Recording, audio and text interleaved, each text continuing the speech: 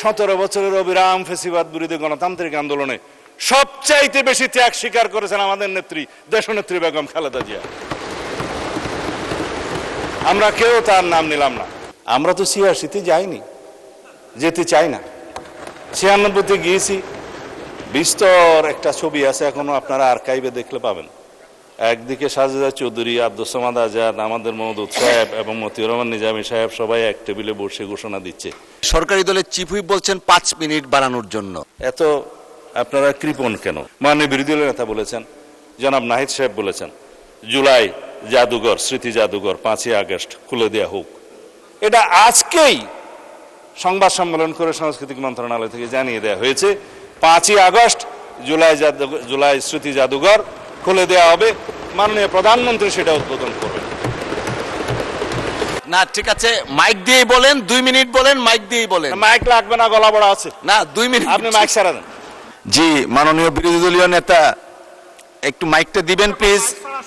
আমি বলছি আগামীতে আমিও মাইক ছাড়া সুযোগ চাই আর কি। ধন্যবাদ আপনাকে।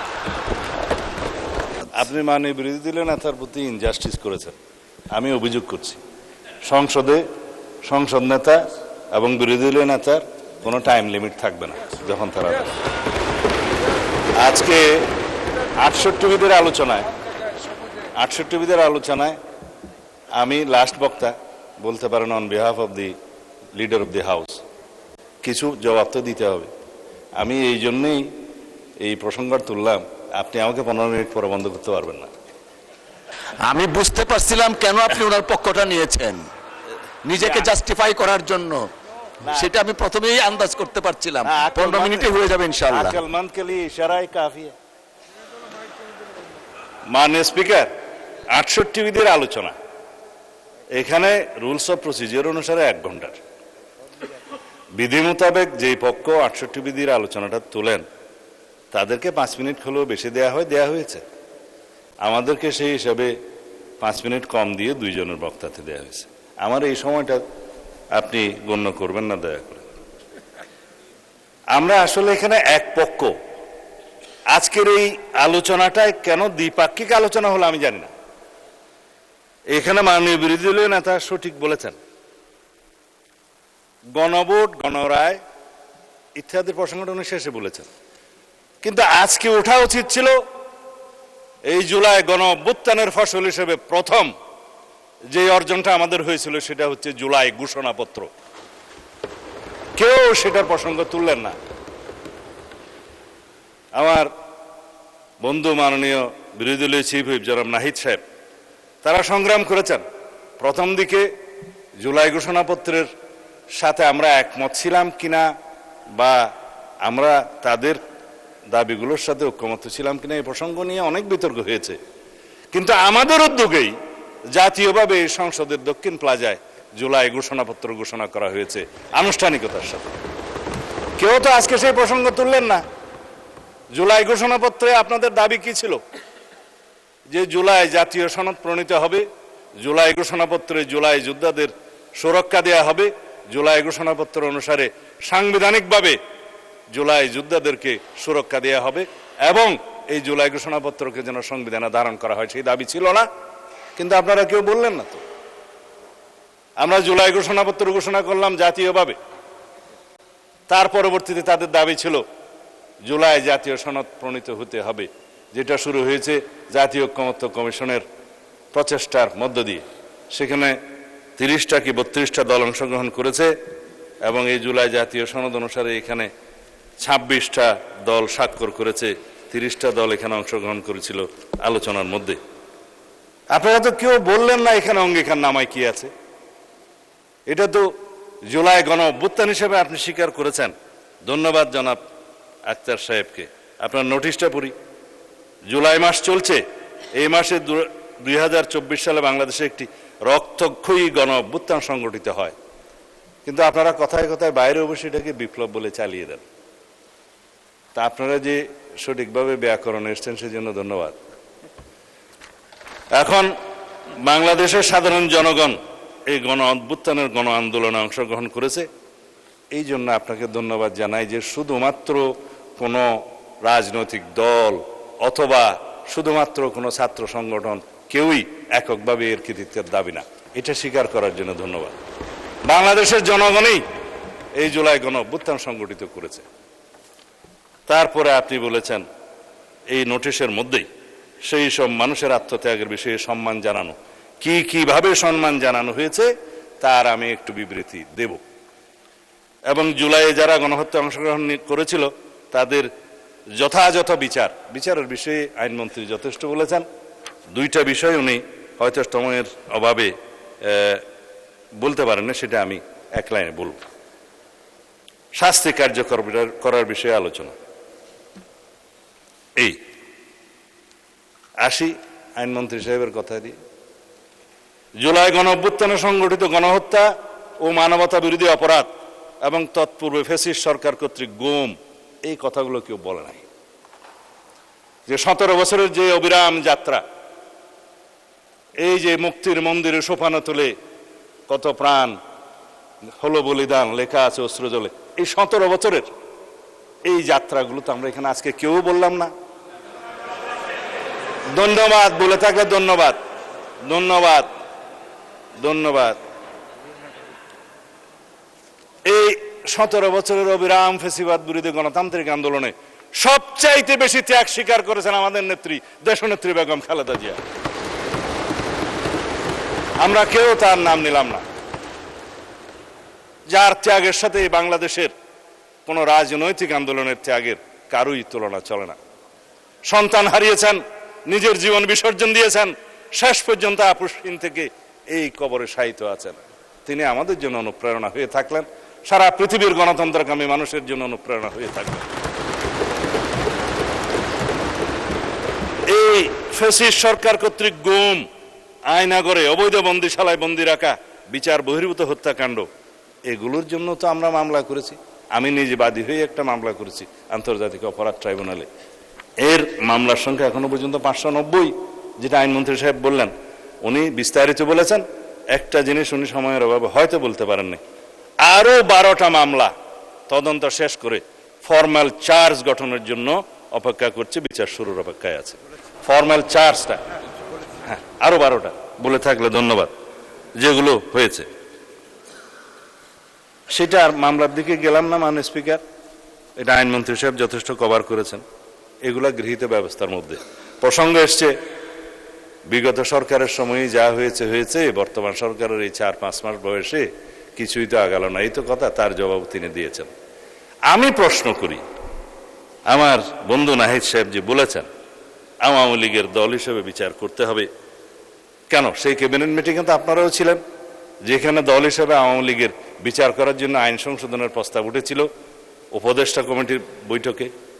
সেখানে আর্টিকেল 47 অনুসারে এই সন্ত্রাস বিরোধী আইনে এবং আইসিটি একটা পরিবর্তন করে আওয়ামী লীগের বিচার করার জন্য ক্যাবিনেট মিটিং উঠেছিল। আপনারা তো সেই মিটিংয়ে ছিলেন, পাশ করেন নাই তো।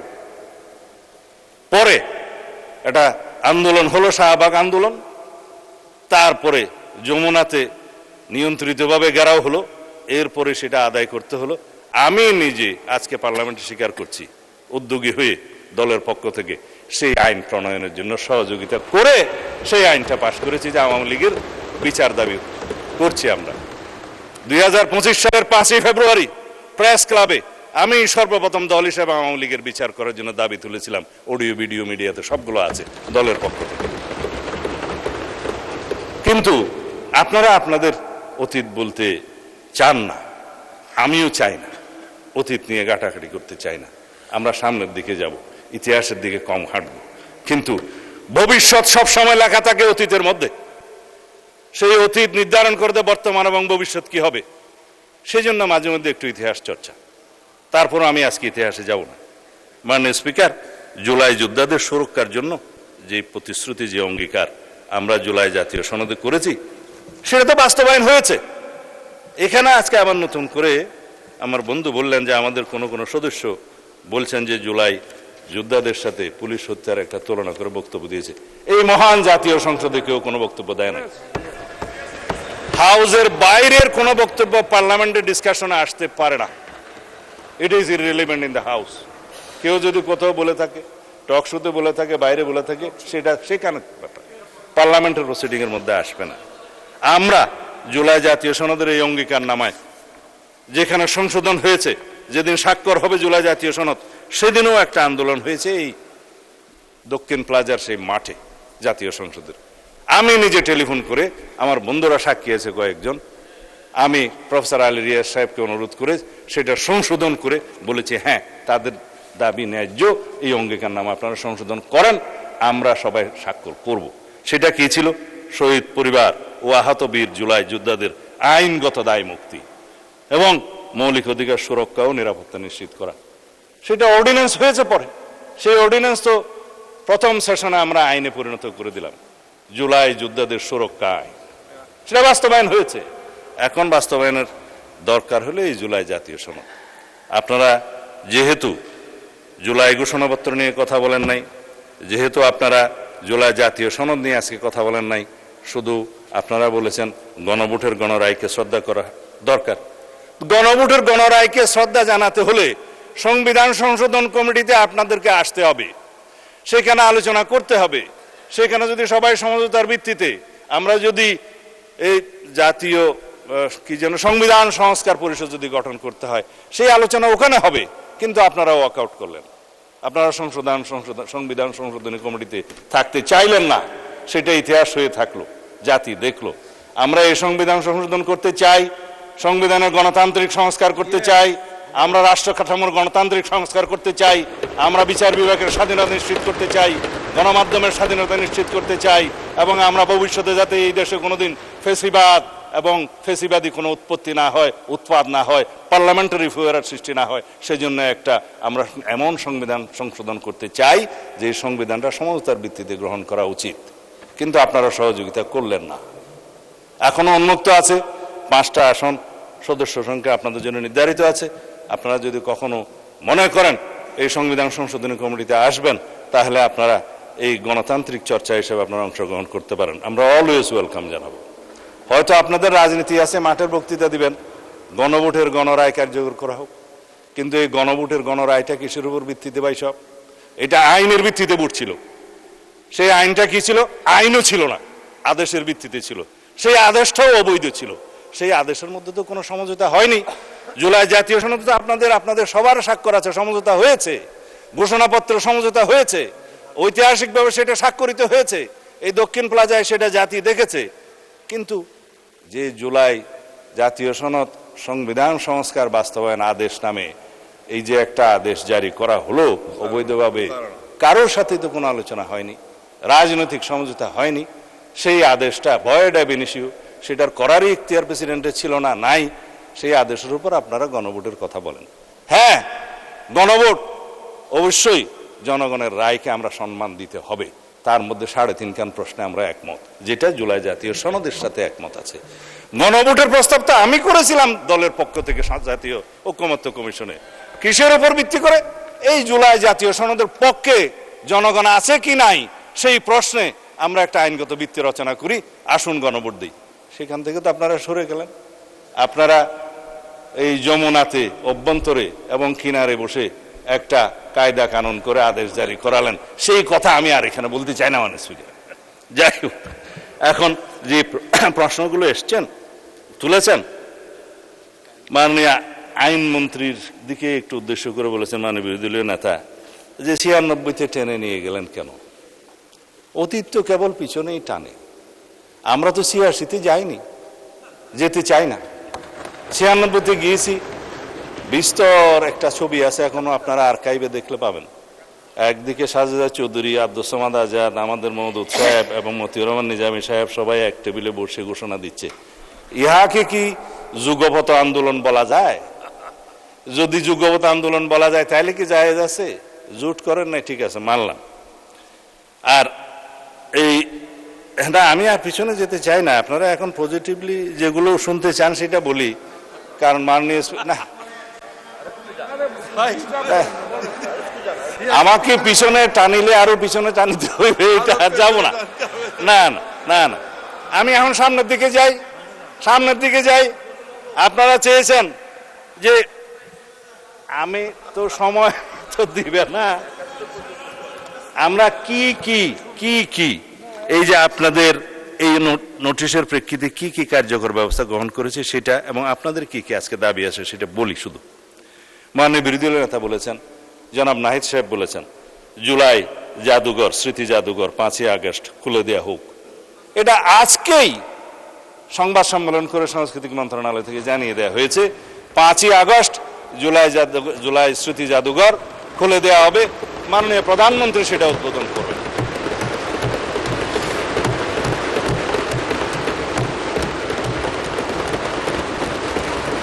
বলেছেন ভাতা প্রদানের কথা জুলাই যোদ্ধাদের জন্য, যেই ভাতাগুলো মুক্তিযোদ্ধা মন্ত্রণালয়ের মাধ্যমে দেয়া হয় সেই শহীদ পরিবারকে এককালীন 30 লক্ষ টাকা করে দেয়া হয়েছে। এবং জুলাই যোদ্ধাদের শ্রেণী আছে, ক শ্রেণী, খ শ্রেণী, গ শ্রেণী। বেশি যারা আহত তাদেরকে ক শ্রেণী, তারপরে মাঝারি খ শ্রেণী, তারপরে একটা গ শ্রেণী। ক শ্রেণীকে 5 লক্ষ টাকা, খ শ্রেণীর আহতদেরকে 3 লক্ষ টাকা এবং গ শ্রেণীকে 1 লক্ষ টাকা করে আর্থিক সহায়তা প্রদান করে। যে মাননীয় মন্ত্রী বিরোধী দলে সরকারি দলের চিফ হুইপ বলছেন 5 মিনিট বাড়ানোর জন্য। এত আপনারা কৃপণ কেন? আচ্ছা ঠিক আছে, একটু এক্সটেন্ড করলাম, 3 মিনিটস অ্যাডেড, 8 মিনিটস, 8 মিনিট। ধন্যবাদ। আচ্ছা, এরপরে তো আপনারা সংসদে আজকে বিরতি দিয়ে বাসায় যাবেন, আর তো কোনো কাজ নাই। মাননীয় স্পিকার, জুলাই শহীদ পরিবারকে, এটা আপনাদের প্রশ্নের উত্তরে কি কি আমরা করেছি সেটা না শুনলে তো হাফ ডান হয়ে গেল। শহীদ, আমি অতীতে যাব না বলতে দিয়ে আর কি, সামনে যাচ্ছে। শহীদ পরিবারকে মাসিক 20,000 টাকা, ক শ্রেণীর জুলাই যোদ্ধাদেরকে মাসিক 20,000 টাকা এবং খ শ্রেণীর 15,000 এবং গ শ্রেণীর 10,000 টাকা করে মাসিক ভাতা প্রদান করা হচ্ছে। মাননীয় বিরোধী দলের নেতা দাবি উত্থাপন করেছেন, অর্থমন্ত্রী সদয় হলে মাননীয় প্রধানমন্ত্রী দয়া করলে আমাদের সামর্থ্য অনুসারে ভবিষ্যতে কি এটা বাড়ানো যায় না? অবশ্যই বাড়ানো যাবে। আর আহতদের দীর্ঘমেয়াদী চিকিৎসার কথা বলেছেন। আমরা নিজেরা যখন ইন্টারিম গভর্নমেন্টের সময় চলছিল, মাননীয় প্রধানমন্ত্রী তখন দলের চেয়ারপারসন, ভারপ্রাপ্ত চেয়ারপারসন, আমাদেরকে প্রত্যেককে নির্দেশ দিয়ে আমরা পঙ্গু হসপিটালে যেখানে যেখানে যাওয়া আমাদের সামর্থ্য অনুসারে আমরা সব সময় চেষ্টা করেছি তাদেরকে সহায়তা করার, বিদেশে চিকিৎসা দেওয়ার। এখনো পর্যন্ত কোনো আহত জুলাই যোদ্ধার যদি বিদেশে চিকিৎসার প্রয়োজন হয়ে থাকে, অগ্রাধিকার ভিত্তিতে তাদের সেই ব্যবস্থা গ্রহণ করা হবে ইনশাআল্লাহ। জুলাই ফাউন্ডেশনের কথা বলেছেন মাননীয় বিরোধী দলের নেতা। জুলাই ফাউন্ডেশন এখনো পর্যন্ত আছে, বজায় থাকবে এবং জুলাই ফাউন্ডেশনের উত্তর সেটার কর্মকাণ্ড বৃদ্ধি করার জন্য এবং জুলাই ফাউন্ডেশনের মাধ্যমে তাদেরকে কি কি আরো সেবা দেওয়া যায় ভবিষ্যতে সেটার যথাবিহিত ব্যবস্থা করার জন্য ফাউন্ডেশনের যে তত্ত্বাবধায়ক মন্ত্রণালয় তারা সেই ব্যবস্থা গ্রহণ করবেন। মাননীয় প্রধানমন্ত্রীর সম্মতি দিয়েছেন, অধিদপ্তর আছে আলাদা। আমরা এই আমাকে একটু বলতে দিবেন তো, তাহলে আবার আপনার সময় দিতে হবে। যাই হোক, আমরা জুলাইয়ের চেতনাকে ধারণ করি, রাজনীতি করি না। আমরা জুলাইয়ের চেতনাকে ধারণ করে কোনোদিন রাজনীতি করতে চাই না এবং সবাইকে নিষেধ করব এই জুলাই বাংলাদেশের সকল মানুষের, যারা ফেসিবাদ বিরোধী গণতান্ত্রিক আন্দোলনে দীর্ঘ 17 বছরের আন্দোলনে যারা শহীদ হয়েছেন, গুম হয়েছেন, খুন হয়েছেন, মামলায় হামলায় জর্জরিত হয়েছেন, তাদের সবারই এই জুলাই, সারা সমগ্র বাংলাদেশের মুক্তিকামী মানুষের এই জুলাই। আমরা এই জুলাইকে ধারণ করি। কৃতিত্ব যেন আমরা কেউ দাবি না করি। যারা 71-এর চেতনা নিয়ে ব্যবসা করতে করতে, রাজনীতি করতে করতে আজকে দুলাই গিয়ে কি যেন দিল্লি গিয়ে ঠাঁই হয়েছে, সেই অবস্থা যেন আমাদের কারো না হয়। সুতরাং বাংলাদেশের ভবিষ্যৎ প্রজন্ম এই জুলাই গণ অভ্যুত্থানের স্মৃতিকে ধারণ করে, এই ইতিহাসকে ধারণ করে ভবিষ্যতে যাতে শিক্ষা নেয়, ভবিষ্যতের সকল সরকার যাতে শিক্ষা নেয়, কোনোদিন যাতে ফেসিবাদী আচরণ করার সাহস না পায়, সেইভাবে আমরা জুলাইকে ধারণ করবো। মাননীয় স্পিকার, আমরা মিডিয়ার ফ্রিডম নিয়ে কথা বলছি। মাননীয় বিরোধী দলের নেতা বলেছেন যে কিছু কিছু মিডিয়া এখনো আগের আচরণ করার জন্য তারা তাদের সিমটম প্রকাশ করা শুরু করেছে। একদিকে আমরা ফ্রিডম অফ স্পিচের কথা বলবো, আর একদিকে আমরা তথ্য প্রবাহকে এবং মিডিয়ার ফ্রিডমকে আমরা গলা চেপে ধরবো, সেটা হয় না। আমরা পাল্টা সেটার জবাব দিয়েই দেব, পাল্টা জবাব দিয়েই মিডিয়ার সেই সমস্ত আচরণকে আমরা জবাব দেব। কোনো মিডিয়াকে আমরা স্বৈরাচারী আচরণ করতে দেব না, কিন্তু সেটা ডিপেন্ড করবে আমাদের আচরণ। কারণ ফ্রিডম অফ স্পিচ এবং freedom of press is always subject to some restriction impose by the reasonable ground in the interest of the state, এবং সেই রিজনেবল রেস্ট্রিকশনগুলো বর্ণনা করবে মাননীয় আদালত। সেটা আছে আর্টিকেল 39, সেটা কিন্তু উন্মুক্ত নয়। যাই হোক, আমরা বর্ডার ইস্যু নিয়ে এখানে মাননীয় বিরোধী দলীয় নেতা কথা বলেছেন। বর্ডার ইস্যুতে এই প্রথমবার এই আমরা 4-5 মাসের সরকারে আমরা সমস্ত জায়গায় একজনকে অবৈধভাবে পুশিন হতে দেই নাই, সেটা অন রেকর্ড। আমরা চেষ্টা করেছি আমাদের সার্বভৌমত্বকে আমরা যেন সর্বতোভাবে রক্ষা করার চেষ্টা করেছি। আমরা আমাদের জওয়ানরা, বিজিবির সৈনিকরা পাল্টা গুলি করেছে আমাদের বর্ডারে, আপনারা নিশ্চয়ই দেখেছেন। আমরা বলেছি যে কোনো দেশের এমন কোনো আচরণ আমরা বরদাস্ত করব না যাতে আমাদের সার্বভৌমত্ব ক্ষুণ্ণ হয়, আমাদের স্বাধীনতা ক্ষুণ্ণ হয়। আমরা সবাই এক, এখানে সরকারি দল বিরোধী দল বলতে কোনো কথা নেই। আমরা বাংলাদেশের স্বাধীনতা সার্বভৌমত্বের প্রশ্নে সবাই ঐক্যবদ্ধ থাকব। আমরা ফ্যাসিবাদ বিরোধী গণতান্ত্রিক আন্দোলনে যেভাবে ইস্পাত কঠিন জাতীয় ঐক্য আমরা গড়ে তুলেছি, সেই জাতীয় ঐক্য ন্যাশনাল ইস্যুতে সবসময় এক থাকবে বলে আমরা বিশ্বাস করি। আমরা যা কিছু তর্ক বিতর্ক করব, সরকারি দল বিরোধী দল এই হাউসের মধ্যে করব, কিন্তু আমরা কোনো জাতীয় ইস্যুতে স্বাধীনতার সার্বভৌমত্বের প্রশ্ন আমরা কখনোই ছাড় দেব না। আমরা ঐক্যবদ্ধ থাকবো যেভাবে আমরা ফ্যাসিবাদ বিরোধী গণতান্ত্রিক আন্দোলনে ঐক্য গড়ে তুলেছি। এটাকে আমরা শক্তিতে পরিণত করব এই জাতিকে এগিয়ে নিয়ে যাওয়ার জন্য। মাননীয় স্পিকার, পার্শ্ববর্তী দেশের সাথে সম্পর্ক কি হবে সেটা তো আমরা এখানে আলাপ আলোচনা করে সংসদে আমরা সংবিধান সংশোধন করে পররাষ্ট্রনীতি সংশোধন করে আমরা এখানে করতে পারি। সেটা তো সরকারের একক কোনো দায়িত্ব না। প্রতিবেশীকে কখনো পাল্টানো যায় না। কথায় আছে যে আপনি আপনার স্ত্রী পাল্টাতে পারবেন, কিন্তু প্রতিবেশী তো আপনি পাল্টাতে পারবেন না। সুতরাং না, এটা অন্যভাবে বললেন না। হ্যাঁ, সুতরাং প্রতিবেশীর সাথে কি সম্পর্ক হবে, বায়োলেটারাল কি সম্পর্ক হবে, ট্রেড অ্যান্ড কমার্সের কি সম্পর্ক হবে, অবশ্যই সেটা on the basis of the mutual dignity, respect and on the basis of the sovereign equality, সেটা আমরা আগেই ঘোষণা করেছি। আমরা তো আগেই বলেছি, আমাদের নেতা আগে বলেছেন, ওই অন্য কোনো দেশ নয়, সবার আগে বাংলাদেশ। আমি নাম নিলাম না, আমরা সবার আগে বাংলাদেশ নীতিতেই আমরা আছি এবং এইভাবেই আমরা ম্যান্ডেট পেয়েছি। মাননীয় স্পিকার, আমাদের বন্ধু আক্তার সাহেব অনেক বিষয়ে কথা বলেছেন যে হাসিনাকে ফিরিয়ে নিয়ে এসে রায় কার্যকর করা হবে কিনা। হাসিনাকে ফিরিয়ে নিয়ে আসার জন্য ইন্টারিম গভর্নমেন্ট থেকে শুরু করে এই পর্যন্ত আমরা তাগাদাপত্র দিচ্ছি as per the extradition treaty with the পার্শ্ববর্তী দেশ আর কি, নেইবারিং কান্ট্রি।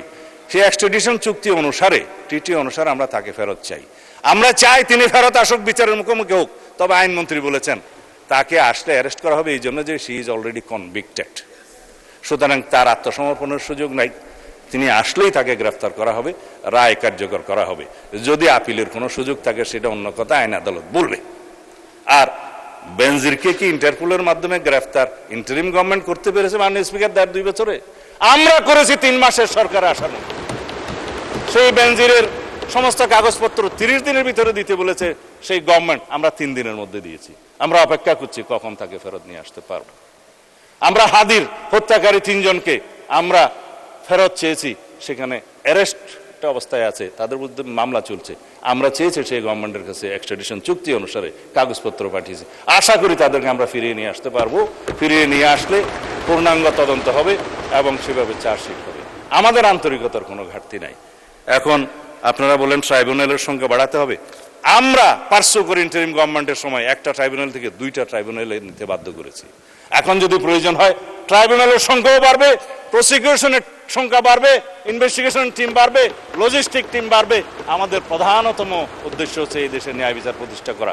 1400 শহীদ হয়েছে, এটা জাতিসংঘের রিপোর্ট, কিন্তু এটা আমরা জানি 2000-এর বেশি। আহত হয়েছে 30,000-এর মতো মানুষ। তাদের সকলের ন্যায় বিচার নিশ্চিত করা হবে ইনশাআল্লাহ। যে বিচারগুলো এখানে আমরা শুধুমাত্র আইসিটি কোর্টে পেন্ডিং আছে দেখলাম, তার বাইরেও অনেক সাধারণ মামলা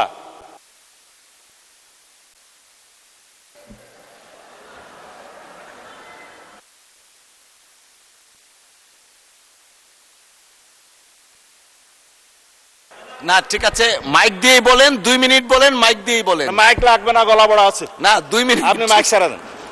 যে মামলাগুলো পেনাল কোডের আন্ডারে বিভিন্ন জায়গায় মামলা বিচারাধীন আছে, সেই সমস্ত 800 কতজন শহীদের তালিকা আমি এখানে পেয়েছি, মুক্তিযোদ্ধা মন্ত্রণালয় যেটা করেছে সেই তালিকা অনুসারে। প্রত্যেকে তো আর মামলা করে নাই, যারা মামলা করেছে তাদের সমস্ত মামলাগুলো পেনাল কোডের আন্ডারে সমস্ত জায়গায় চালু আছে, সেই মামলা ইনশাআল্লাহ সমাপ্ত করা হবে।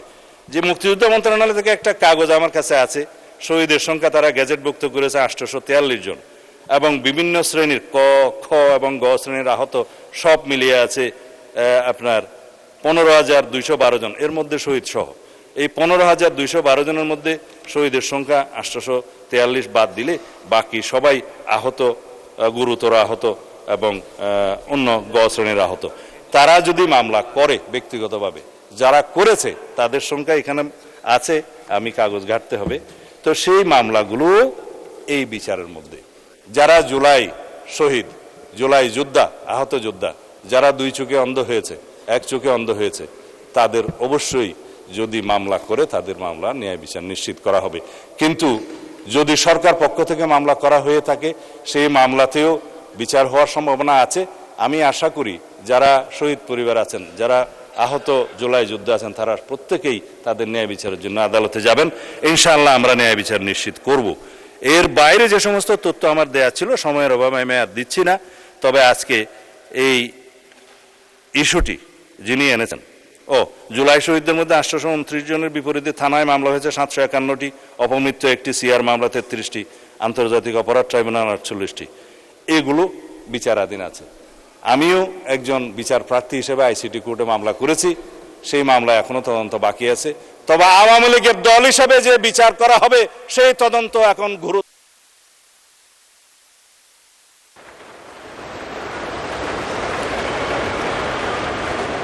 জি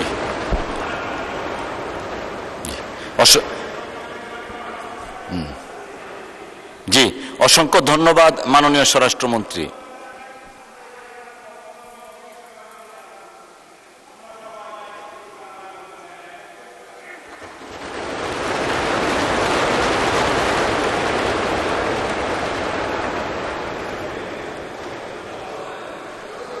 জি, ধন্যবাদ মাননীয় স্বরাষ্ট্র। জি, মাননীয় বিরোধী দলীয় নেতা একটু মাইকটা দিবেন প্লিজ। মাইক দিচ্ছে, লাগবে না কিছু? আমি বলছি আগামীতে আমিও মাইক ছাড়া সুযোগ চাই আর কি। ধন্যবাদ আপনাকে।